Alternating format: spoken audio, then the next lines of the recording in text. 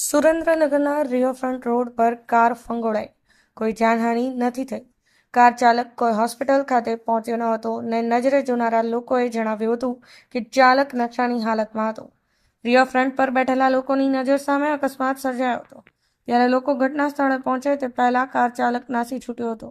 સુરેન્દ્રનગર શહેરના riverfront road પરથી મોડી રાત્રિના સમયે પૂરપાટ કાર 100 ફૂટથી વધુ ફંગોળાઈ ગઈ, જ્યારે કાર ચાલક નાસી છૂટ્યો હતો. પરંતુ બનાવને લઈને રિવરફ્રન્ટ રોડ પર ડિવાઈડર, થાંભલા અને વૃક્ષોને નુકસાન થયું હતું.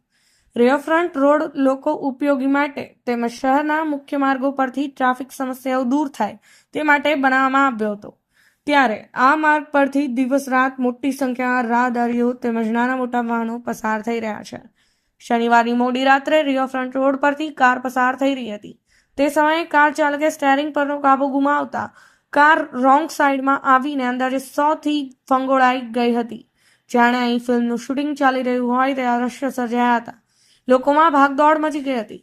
જોકે અકસ્માતની આ ઘટનામાં કાર ચલાવનાર વ્યક્તિ નાસી જવામાં સફળ થયો હતો. કારની સ્પીડના કારણે ડિવાઈડર પર રહેલા લોખંડના થાંભલા તેમજ વૃક્ષોને અડફેટે ચડી ગયા હતા. કોઈ જાનહાનિ નહીં થતાં લોકોએ રાહતનો દમ લીધો હતો. બનાવની જાણ થતાં બી ડિવિઝન પોલીસને પીએસઆઈ સહિતનો કાફલો ઘટના સ્થળે પહોંચ્યો હતો ને તપાસ હાથ ધરવામાં આવી હતી. બ્યુરો રિપોર્ટ, સમય 24 ન્યૂઝ, સુરેન્દ્રનગર.